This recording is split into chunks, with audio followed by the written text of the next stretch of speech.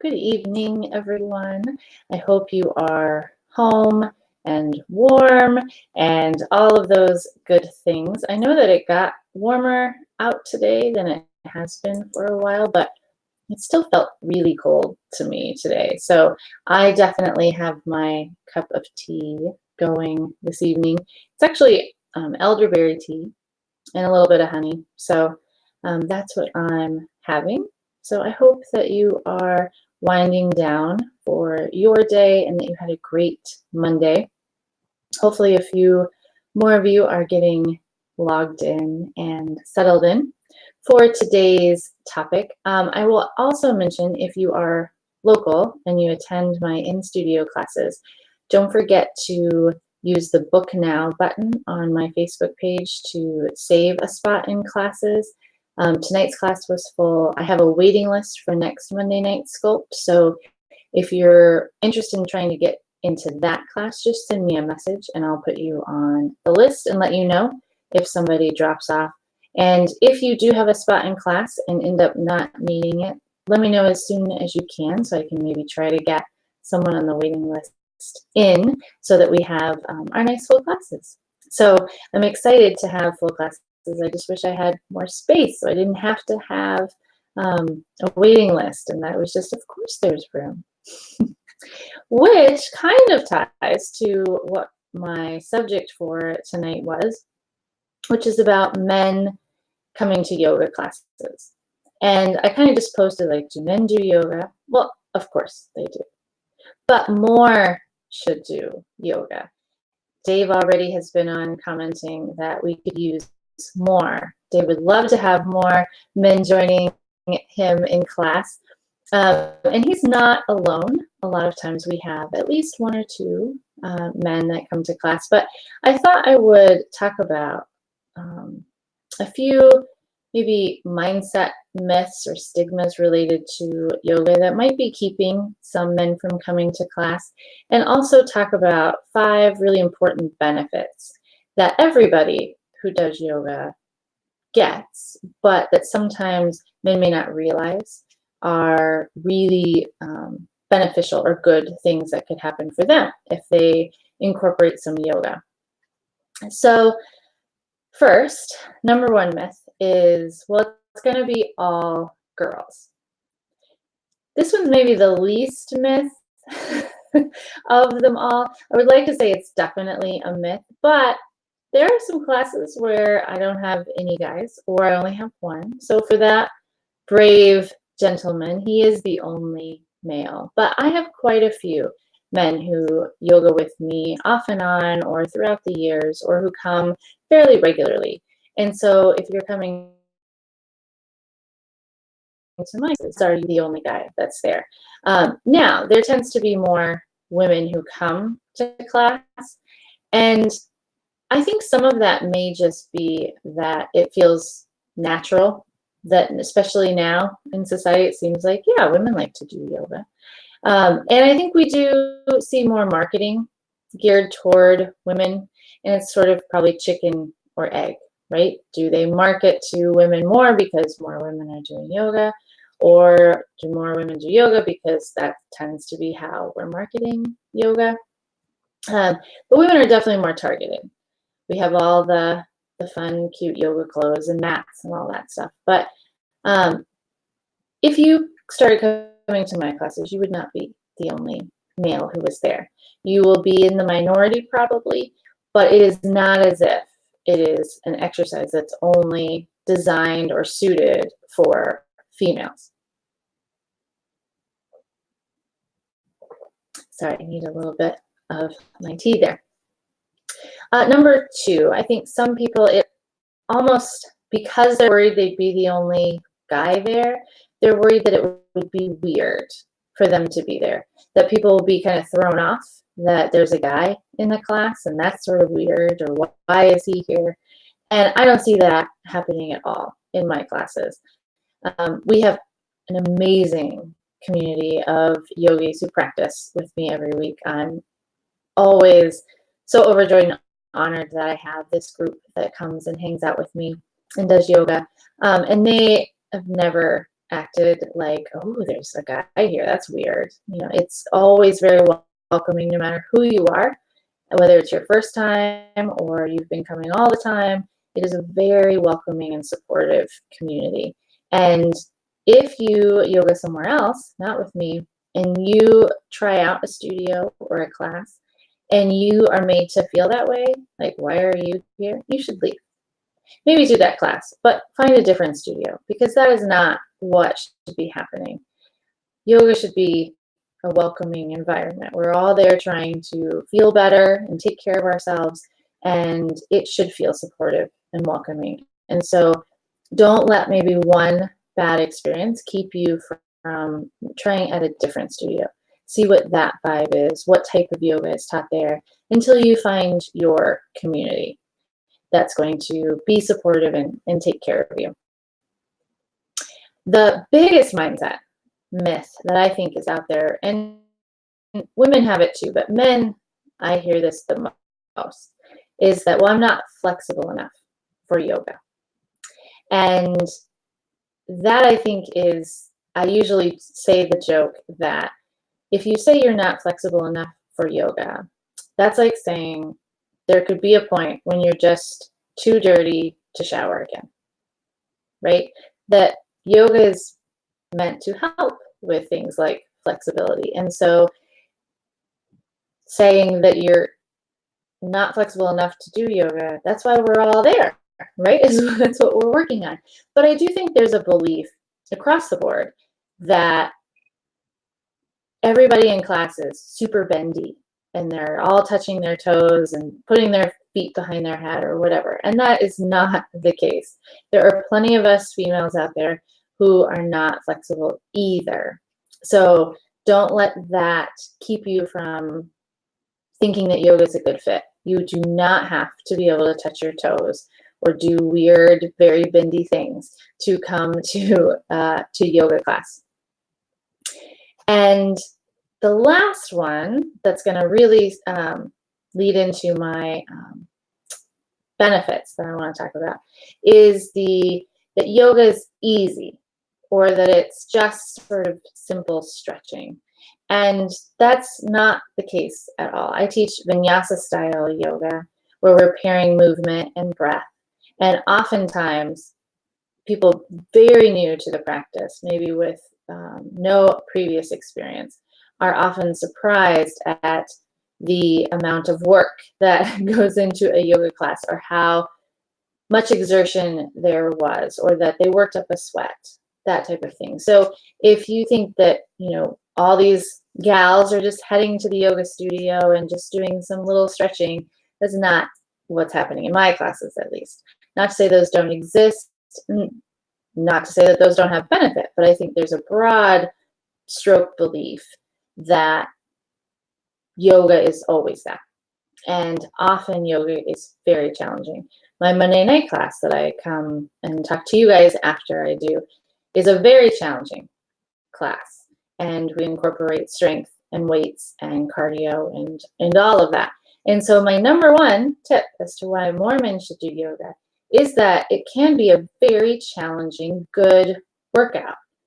It is not as if, well, then I'm basically taking a day off from getting a workout in. You don't have to worry about that. I have more men that come to my yoga sculpt class than to my regular vinyasa most weeks. And I think part of it is because they really want maybe that challenge. But all regular yoga can be great cross training. Because if you think about, if you are a weightlifter, you really like going and lifting weights, that's great. And you're trying to grow those muscles. But the weightlifting is going to shorten your muscles. And in yoga, we're trying to lengthen the muscles. So if you can lengthen your muscles out, they can grow bigger. And you can, of course, improve your flexibility. You can improve your range of motion. And you can get stronger. And there's a lot of really good toning that happens in yoga. And so it's not as if there's no strength components. And of course, depending on the type of class that you take, there might be more of the cardio or more of the strength benefits than in some of the others. But you can investigate and check into those different styles and figure out kind of which one or ones fit you best and where they might fit in your exercise schedule, right? And how you might use that as cross training. Number 2, yoga really improves your blood flow. And so this ties to, if you want your muscles to get bigger, if they have more oxygen, they can grow bigger and you can recover faster.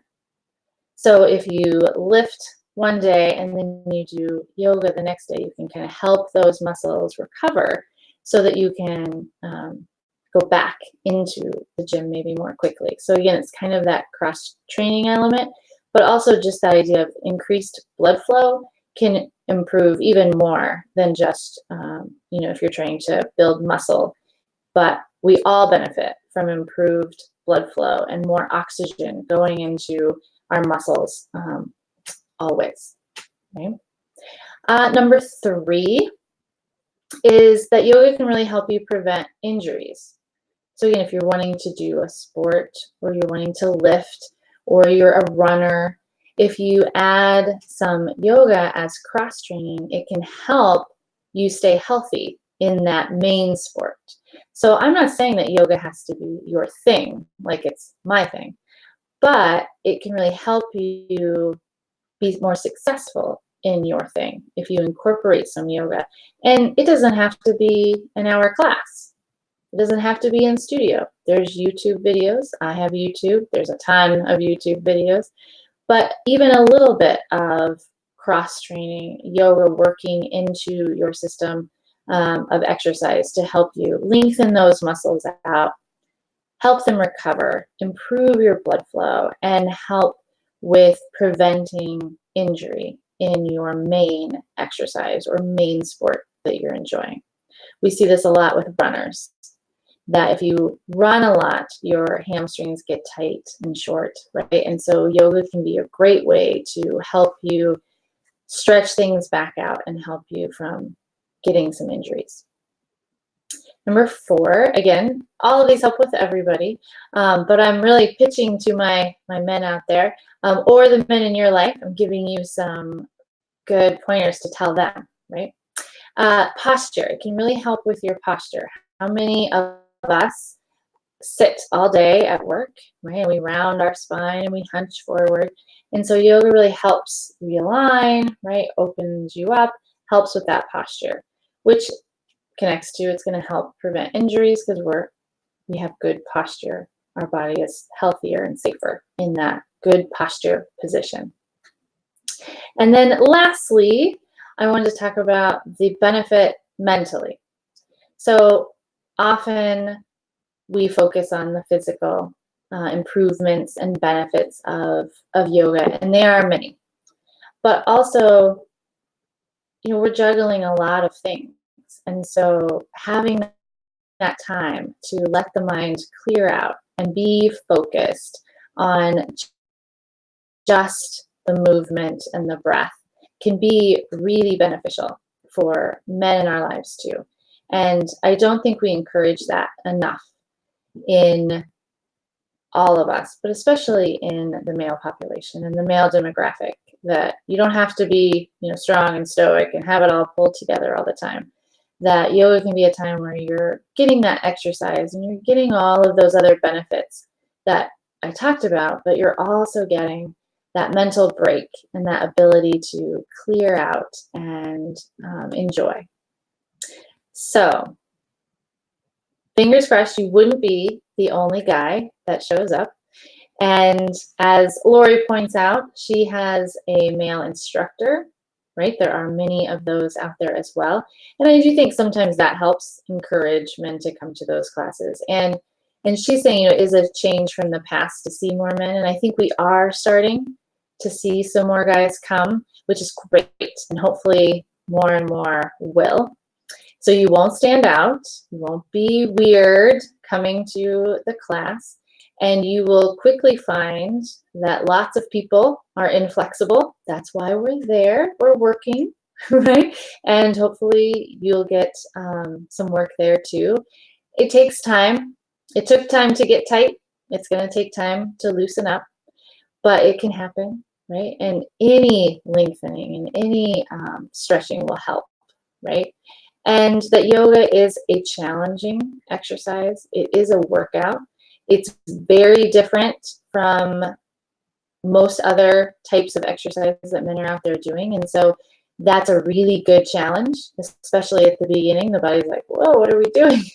And so you can see some real benefit early on. It improves that blood flow, gets oxygen into those muscles.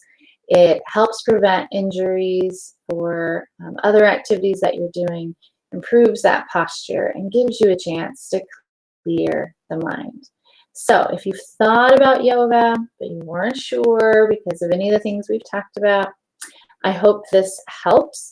If you have other worries or questions that I didn't talk about, reach out, send me a message, or even if you're comfortable with it, comment in the comments, and I'm sure I can potentially help, or any in our very supportive community, like I said, can answer some of that. And also, if you're kind of interested, but you want the lay of the land before you come into a class, you kind of want to have the foundations or know kind of what you're doing, don't forget I do have a beginner's course that's all online, and it breaks down all of the poses and the common things we're doing in class. And so you would have that alignment figured out and before you ever came. And so that could help you. Or if you never intend to step foot in a yoga studio, but you see that there are some benefits to doing yoga and you're just going to practice at home all the time, that course can still be a really great asset. Because what I would hate to see happen is I convince you that yoga could be good, but you dive straight into a YouTube video with someone you don't know, and then you're not practicing safely. So if you're going to practice at home, I think that's great, but I do hope you'll practice safely. And that course is designed to help you do that so that you understand what your body is supposed to look like and feel like in the poses, so that when you do some YouTube videos or you go to various studios, you feel more confident and you're able to practice safely. So let me know about that course. It's posted all over my page, but I might throw the link into the comments as well. But shoot me a message, let me know what questions you have or where you're at, and hopefully I'll see you book a spot in an upcoming class that still has some spots, and I get to see you meeting yourself on the mat. So thanks, enjoy your tea or whatever you're drinking this evening, and stay warm, and I will see you next week. Namaste.